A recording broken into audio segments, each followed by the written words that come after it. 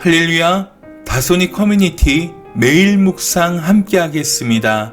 믿음과 행함 14번째 시간, 교회 안의 차별, 유일한 해결이란 제목으로 오늘 묵상 함께 나누겠습니다. 야고보서 2장 5절에서 13절입니다. 내 사랑하는 형제들아 들을지어다. 하나님이 세상에서 가난한 자를 택하사 믿음에 부유하게 하시고 또 자기를 사랑하는 자들에게 약속하신 나라를 상속으로 받게 하지 아니하셨느냐. 너희는 도리어 가난한 자를 업신 여겼도다. 부자는 너희를 억압하며 법정으로 끌고 가지 아니하느냐. 그들은 너희에게 대하여 일컫는 바 그 아름다운 이름을 비방하지 아니하느냐. 너희가 만일 성경에 기록된 대로 내 이웃 사랑하기를 내 몸과 같이 하라 하신 최고의 법을 지키면 잘하는 것이거니와, 만일 너희가 사람을 차별하여 대하면 죄를 짓는 것이니 율법이 너희를 범법자로 정죄하리라. 누구든지 온 율법을 지키다가 그 하나를 범하면 모두 범한 자가 되나니, 간음하지 말라 하시니가 또한 살인하지 말라 하셨은즉 내가 비록 간음하지 아니하여도 살인하면 율법을 범한 자가 되느니라. 너희는 자유의 율법대로 심판받을 자처럼 말도 하고 행하기도 하라. 긍휼을 행하지 아니하는 자에게는 긍휼 없는 심판이 있으리라. 긍휼은 심판을 이기고 자랑하느니라. 아멘. 그리스도인임에도 불구하고 겉모습으로, 돈으로, 세상의 기준으로 사람을 차별하고 있는 안타까운 그러한 상황이 교회 안에서도 연출되는 이유를 지난 묵상을 통해 우리의 연약함과 죄성이라고 말씀드렸습니다. 자, 이런 우리 안에 있는 죄성과 연약함, 눈에 보이는 외모를 쫓으려는 연약함을 어떻게 해결할 수 있습니까? 야고보 장로가 제시하는 해결 방안을 오늘 묵상을 통해 구체적으로 나누어 보고자 합니다. 타락한 세상에서 교회를 이루고 살아갈 때 우리 안에 있는 이 차별에 대한 죄성과 연약함을 이길 수 있는 그 성경적인 기준, 첫 번째는 5절에 나와 있습니다. 읽어보겠습니다.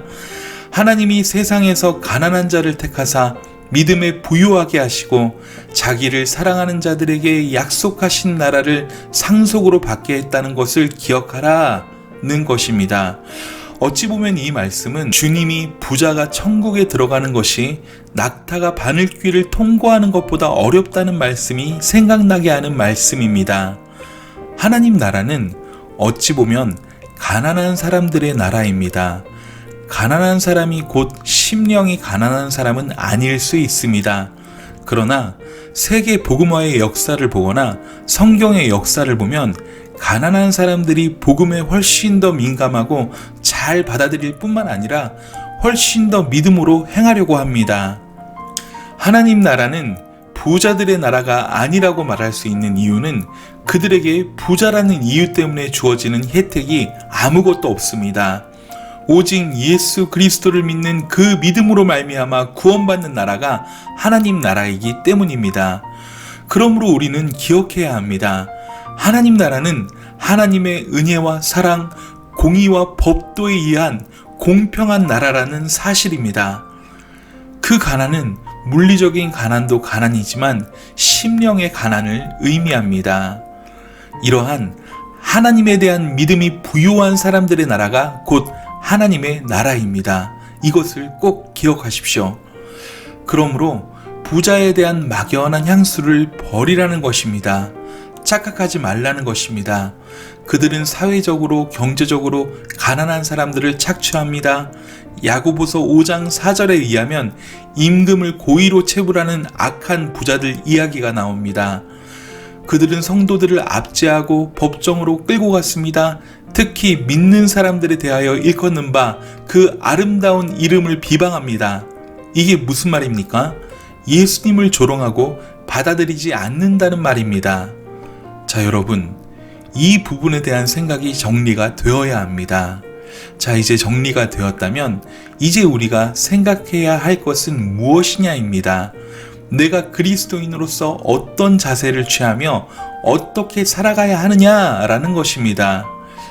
유일한 성경적인 해결을 말씀드린다면 그건 바로 진실로 사랑하며 긍휼을 베푸는 삶을 살아야 한다라고 말씀드리고 싶습니다. 부자들에 대한 착각과 환상을 버리고 나면 가난한 사람들에 대한 태도도 정리가 되는 것입니다. 성경이 말한 최고의 법이 무엇입니까? 내 이웃 사랑하기를 내 몸과 같이 하라라고 예수님이 말씀하셨습니다. 이 법을 지키는 것이 교회의 본질이며 올바른 믿음의 길이라는 것입니다. 어떻게 하는 것이 이웃을 사랑하는 것입니까? 최소한 이렇게 외모로 사람을 차별하고 상처를 주는 것, 이것은 아닐 것입니다.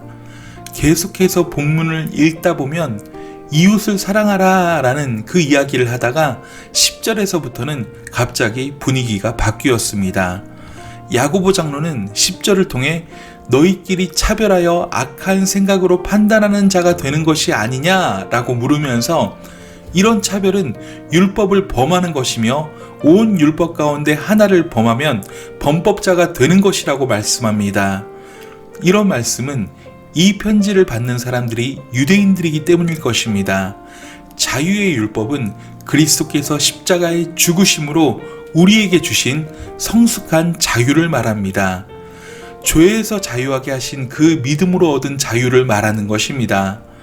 그 율법을 받은 사람처럼 말하고 행동하라는 것입니다.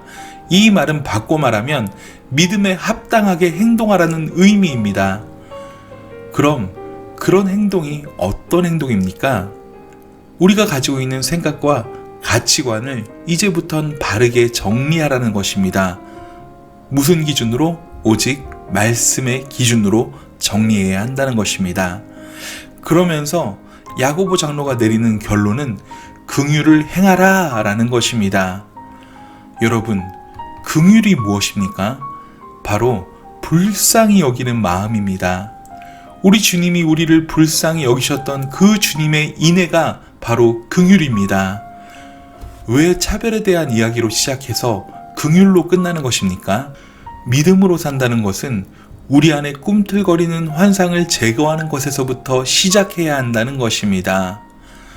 돈이 많은 사람이 믿음 생활도 잘할 것이란 환상, 많이 배운 사람이 믿음이 좋을 것이란 환상, 돈이 많은 사람이 더 많이 헌신할 것이란 환상, 그래서 그런 사람들에게 더 잘 보이려고 아부하려는 세상적인 삶의 방식을 완전히 버리라는 것입니다. 그리고 그 자리에 우리가 무엇을 채워야 합니까? 주님이 우리를 긍휼히 여기신 것처럼 서로 불쌍히 여기는 마음으로 가난한 사람들을 품어주고 안아주는 그런 믿음 생활이 되어야 한다는 것입니다. 사랑하는 여러분, 믿음으로 행하며 산다는 것은 어떤 삶을 사는 것입니까? 믿음의 결국, 즉 자기를 부인하고 십자가를 지는 것입니다. 우리는 사실 세상에서 태어나 세상에서 살고 있기 때문에 어쩌면 주님이 다시 오실 때까지 이 착각, 이 잘못된 환상, 아름다운 옷을 입고 금가락지를 끼고 예배당을 찾는 사람들에 대한 환상을 버리지 못하고 살 수도 있습니다. 그래서 주님의 몸된 교회에서까지도 있는 사람들이 대접받고 결정권을 갖게 되는 교회답지 않은 교회를 이룰 수도 있다는 것입니다. 믿음으로 행하며 산다는 것은 이런 우리 안에 있는 죄성과 연약함을 정확히 분별하고 그런 차별로부터 우리를 건져내는 것입니다. 이러한 죄성과 연약함이 올라올 때마다 자기를 부인하고 십자가를 져야만 합니다. 두 가지 측면으로 접근하여서 정리하고 말씀을 마치겠습니다. 첫 번째로 우리 가운데는 아름다운 옷을 입은 사람들의 계층에 속하는 사람들이 있을 수 있습니다. 그런 사람들은 처음 야고보 장로가 제시한 것처럼 낮아짐을 자랑해야 합니다. 이 기준을 분명히 세우십시오. 하나님이 주신 재물로 이웃을 사랑하고 긍휼을 베풀 때 가장 빛나는, 가장 가치 있는 재물이 된다는 것을 기억하십시오. 마지막 두 번째입니다. 반대로 평범한 사람들, 가난한 사람들은 이 환상을 버려야 합니다. 착각을 버려야 합니다. 하나님의 교회는 하나님이 운영하시는 것입니다. 돈이나 권력의 시녀가 된 교회는 더 이상 교회일 수 없습니다. 그러므로 믿음으로 산다는 것은 기준을 바꾸는 일입니다. 그 사람의 학력, 돈, 권력, 외모 이런 것들을 바라보는 눈을 바꾸십시오. 그에게 그리스도의 향기가 있는지 긍휼이 있는지가 중요합니다. 여기서 가장 중요한 것, 그것은 바로 내 자신이 그러한 긍휼의 사람, 사랑의 사람이 되는 것입니다. 성도 여러분, 교회는 하나님이 이끌어 가십니다. 마지막 때까지 주님 앞에 온전히 세워지며 칭찬받는 교회는 그리스도의 사랑의 법을 행하는 교회입니다. 내 안에 아직 죄성과 연약함이 남아 있습니까? 유일한 해결책은 오직 예수님의 사랑으로 채워진 뿐입니다. 자기를 부인하고 십자가를 지는 능력은 오직 예수님의 사랑으로 무장될 때에만 나올 수 있습니다. 여러분, 예수님의 그 놀라운 사랑으로 무장되십시오. 늘 그 사랑으로만 충만하십시오. 그리할 때 저와 여러분은 믿음으로 행하며 승리하는 삶을 살아가게 될 것입니다. 오늘 하루도 평안하십시오. 사랑하고 축복합니다. 샬롬.